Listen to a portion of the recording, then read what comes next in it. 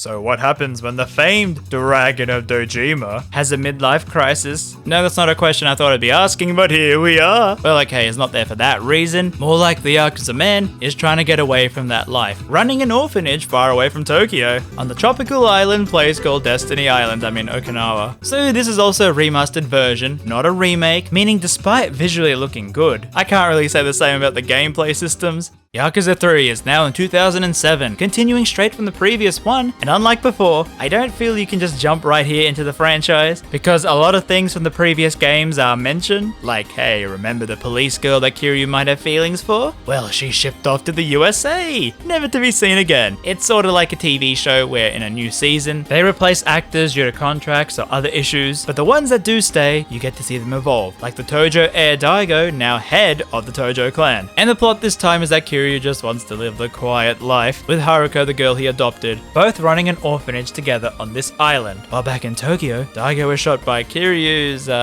dead foster father who is alive again. Oh, okay then. But who cares about that because we got menial tasks. So yeah, a lot of people have issues with this game and that it just takes so long for anything to happen with Kiryu. I mean, he eventually meets the island's Yakuza, but it's just so many fluff missions, and it's not helped by the fact that the game is running on an older engine. For one, in 2007, did you know, phones suddenly lost the ability to save, and Kiryu once again has to save only at payphones. Why can't we just get rid of these things? But at least the engine can suddenly pump out crowds now. Jeez, why are there so many people here? Then the combat just feels weaker than the previous ones. I think playing these back to back really emphasizes the difference more so, because going from Kiwami 2, the most recent Yakuza game, to one from the PS3 era only remastered, not remade, well, it's very jarring. The combat just feels more sluggish, like mash R2 to fill a gauge. Really, R2? You can't even run anymore, making travel so much slower, and it's weird because the game adds these chase minigames where you see Kiryu run but then he can't anywhere else. I know a lot of these complaints are due to me playing this after the remake of 2, but I feel I have to say that for people who might do the same and play in this order. The gameplay is dated and the story is just nothing happening for so long. I mean, you do minigames as part of the story. The minigames, which are meant to be the escape from the gritty Yakuza drama. Well, to be fair, at least it's not Kamurocho again for a bit. With this new island, it's way more chill until people run up to you. Yes, starting probably the worst thing I hate about these 3 games. The enemies will run up to you often out of the blue, and since you can't run, it's just unavoidable these fights.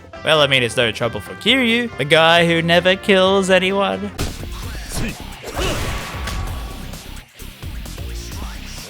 That being said, the game does have some interesting things, like firstly you can fish and golf, but also this hostess maker, where instead of running a club, because the clubs here suck, I mean seriously, look at this dude, I can run a club better than him. Instead you have to train a hostess to make her popular, and it's a really tedious minigame. Despite how cool it might sound to customize a character, every time you gotta walk outside, do a lap of the club, then come back to see what type of girl the customer wants. It's just not very fun compared to the other games. However, one cool thing are the revelations. No, not that scary chapter in the Bible, this thing.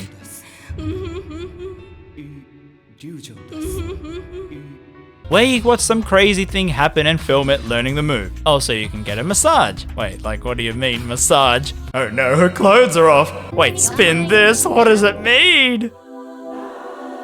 Oh, I know what it means. I don't like what it means. Well, back to the story. Obviously, since it's a Yakuza game, Kiryu will end up back in Kamurocho and have to sort something out for the Tojo clan once again. But I don't know, there is such a big focus on this other island's Yakuza, and the whole intro just really made it feel like a finale to Kiryu's story, but it's not. So then it just becomes a really meh Yakuza plotline, and this was the first game where I noticed properly the franchise doesn't really care much about the side characters. Take Majima. He's barely in the game, but granted, he only got popular after in the remakes. However, let's just say other characters that I won't spoil. Well, in this game, people die, and one of them really shocked me because Kiryu doesn't even mourn it, as opposed to the other one where he's bawling his eyes out. It really felt out of character given that other one's importance to the franchise. I don't know, this game just feels like a huge downgrade compared to the other 3. Yes, I like Yakuza 1 way more than this. And yes, I know it would have been different playing it during the PS3 era, but if I'm trying to talk about it now, and I know people will play it in this order,